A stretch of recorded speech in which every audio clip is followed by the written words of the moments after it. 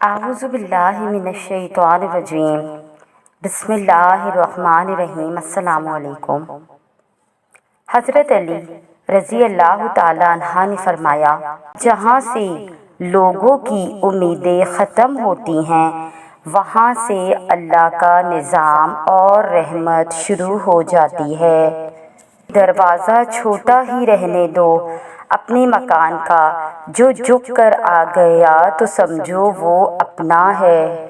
لوگ کبھی بھی پوری کہانی نہیں سناتے، وہ کہانی کا صرف وہ حصہ سناتے ہیں جس میں وہ خود صحیح اور باقی سب لوگ غلط نظر آتے ہیں۔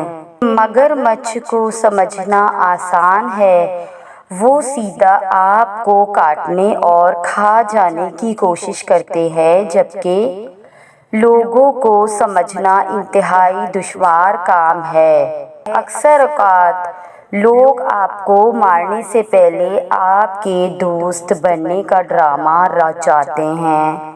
لوگوں کی اکثریت کو مت دیکھو کہ لوگ کدھر جا رہے ہیں، بلکہ صحیح راستہ اپناؤ، چاہے اس راستے پر آپ اکیلے ہی کیوں نہ ہو۔ ہمیشہ کچھ نہ کچھ سیکھنے کے لیے ملتا رہے گا۔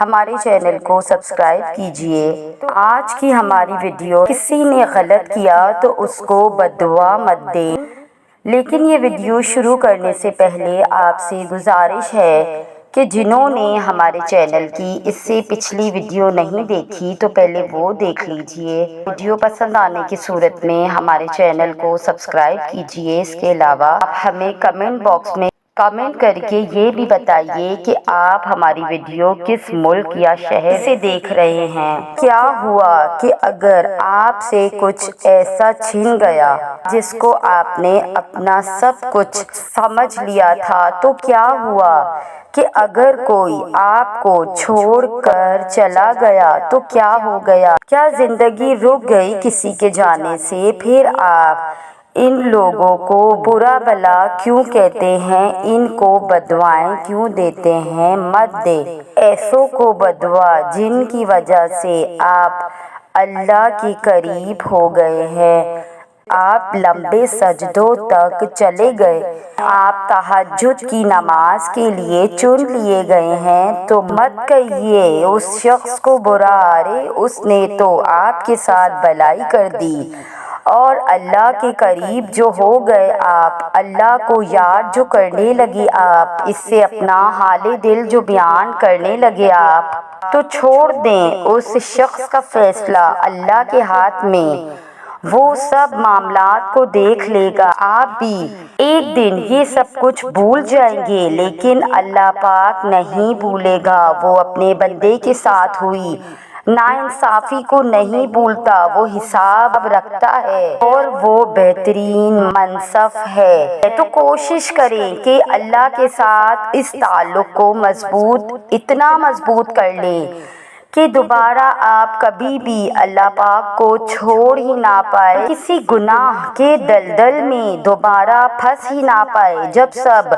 اللہ کے سپرد کر دے تو یہ مت سوچیں کہ وہ شخص تو میرے ساتھ برا کر کے کتنا خوش ہے وغیرہ وغیرہ، یہ نہیں، آپ نے پھر اس انسان کو دوبارہ نہیں سوچنا۔ تو بس آپ اللہ کی محبت اور اس سے تعلق کو مضبوط کرنا ہے، باقی سب اللہ سنبھال لے گا۔ انسان کے دل پر صرف غموں یا پریشانیوں کا بوجھ نہیں ہوتا، انسانوں کا بھی بوجھ ہوتا ہے۔ بعض اوقات ہمیں غموں سے زیادہ لوگوں کا دل پر بوجھ بن جانا پریشان کرتا ہے۔ تو کچھ لوگوں کی موجودگی ہماری زندگی میں بوجھ کی طرح محسوس ہوتی ہے، نہ آپ انہیں اپنی زندگی سے نکال سکتے ہیں، کیونکہ آپ نکالنا چاہیں تو وہ ایک دم اچھے بن جاتے ہیں، فوراً ایسے وکٹم بن کر مینیپولیٹ کرنا شروع کر دیتے ہیں۔ ساتھ رکھنا چاہیں تو نہ تو وہ آپ کی زندگی میں کوئی ویلیو ایڈ کر رہے ہوتے ہیں اور نہ ہی وہ ہمدردی بانٹتے ہیں۔ ان کا دل پر بوجھ بن جانا اس لیے ہوتا ہے کہ وہ انتظار کر رہے ہوتے ہیں کہ جیسے ہی آپ سے کوئی غلطی ہو تو انہیں ٹوکنے کا موقع مل جائے۔ اس بوجھ کو لے کر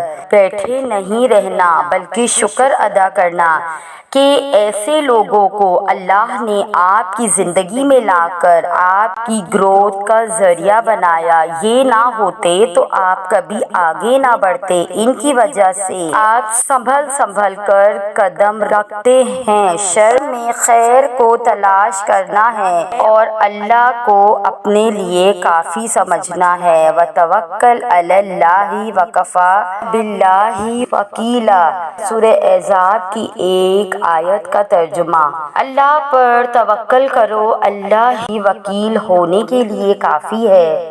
کہ بغاوت کرنے کے لیے کلیجہ چاہیے ہوتا ہے جبکہ تلوے چاٹنے کے لیے زبان ہی کافی ہے۔